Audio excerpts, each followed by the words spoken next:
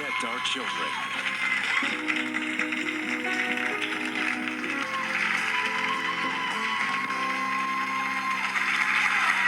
Welcome back. Olivia Newton-John and Nancy Chuda are best friends. They had their little girls at the same time and were even raising them as sisters. In 1990, little Colette Chuda was diagnosed with a rare form of cancer. Within a year, she had died.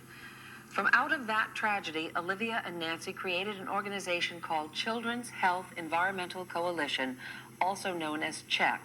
And just yesterday, we learned that 5 new cases of cancer were diagnosed in children living in the town of Toms River, New Jersey. Here to talk about these hidden dangers to our kids are once again Olivia Newton-John and Nancy Chuda. Thanks again. I think it's important maybe that we start by explaining what the coalition is, because I'm sure when you heard about the kids in Toms River, it hit home with you in a very real way. Sure. Well, we formed the Children's Health Environmental Coalition to be a voice for all of you, for all of the parents out there who are concerned about the environment and the interface between all of these ubiquitous carcinogens that are in the environment affecting our kids. And within 3 years, we've developed an incredible website that gives each of you an opportunity to get the information, to plug into our website, to take action politically, so that you don't feel futile about this problem. It's not only Toms River. I don't know if you've read the book A Civil Action about the Woburn cases. The problem is that today children are vulnerable. They're terrestrial. They're little kids on the ground. They're being hit by pesticides in their food, water, ambient air carcinogens in their air. Are you convinced that's what happened to your daughter? I am convinced. Tell us about your daughter. You lost her in 1993 to a rare form of cancer, right? In 1990, Colette was diagnosed with a rare form of cancer called Wilms tumor, but it was non-genetic. There's a genetic form of Wilms tumor, and then there's the non-genetic form. And in 1995, there was an article published in the New England Journal of Medicine that talked about pesticides in relationship to Wilms tumor. I mean, it was my intuitive feeling. Olivia knows. I mean, we did everything correctly. You know, we made our own baby food together. We shopped organic. We did all the right things. My husband's an architect. We built a sustainable home. But nonetheless, there was still something in the environment that must have affected my daughter. What do you think it was?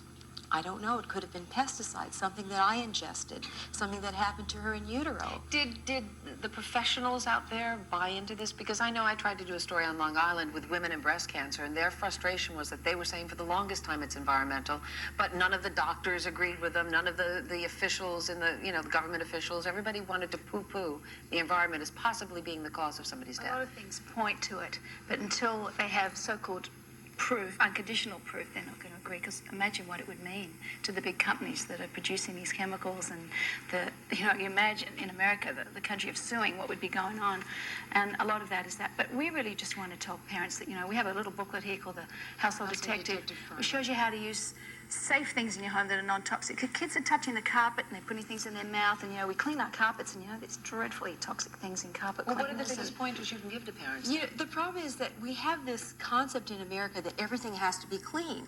So we enter the supermarket as moms, and we're buying products, taking them off the shelf. Do we ever read the labels? Don't you think we deserve our right to know? If you can't pronounce the words in these ingredients, why buy it? We have to send a strong message to the manufacturers in America to start developing products that are least toxic. Well, people are very aware of the fact that when you eat something, when you buy food, you read the labels now, and if you see something you can't pronounce, don't buy it. Right. But no one's really thought about toxic products under the sink and stuff that you spray the windows with, and carpet sprays, all of these things, and we have this sort of mania about us in terms of wanting to keep our households so clean. In children, apparently the leading cause of absenteeism in the schools is asthma.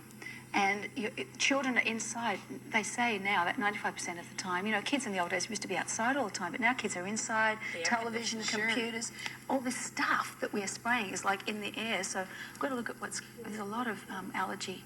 Your devotion to this cause is only equal by your devotion to each other as friends for over 20 years. Yeah, and it's I know been a long time. We talked before about you having daughters the same age that you had hoped would grow up to be best buddies like the two of you. Your friendship has obviously been tested along the way, and I know that when one person goes through a real tragedy, sometimes people back off, and yet you've become even closer, it seems.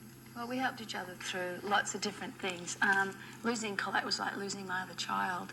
And for my daughter, it's been the hardest because she lost her best friend.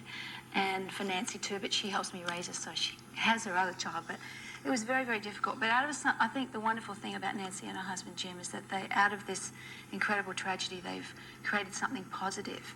Instead of just going to the tragedy and always living there, they try to turn it around for other people's children so that they have a chance of a cleaner, healthier environment. And we'd love to pass a law, the Children's Environmental Protection Act, that we want to get through Congress Barbara Boxer. to protect kids from. At the moment, what the government considers safe is judged by a fully grown 160-pound male. Children apparently eat 8 times the amount of fruit and vegetables and breathe more air and drink more water per body weight than does a full-grown male. But at the levels are judged by him. We need to bring the levels down to be safe for a little child, and then we're all safer. I mean, it can only help us. We have to get off the treadmill. And please go to our website, checknet.org, and take action today. You can send that message to the president. You can send that message to your electeds, and we're going to make a difference. This is grassroots America, and I'm proud to be. Thank you, Nancy. We're proud to have you. so much. Thank you so much, Olivia. You're both an inspiration. For more information about the Children's Health and Environmental Coalition, check our website too, www.abc.com/theview. We'll be right back.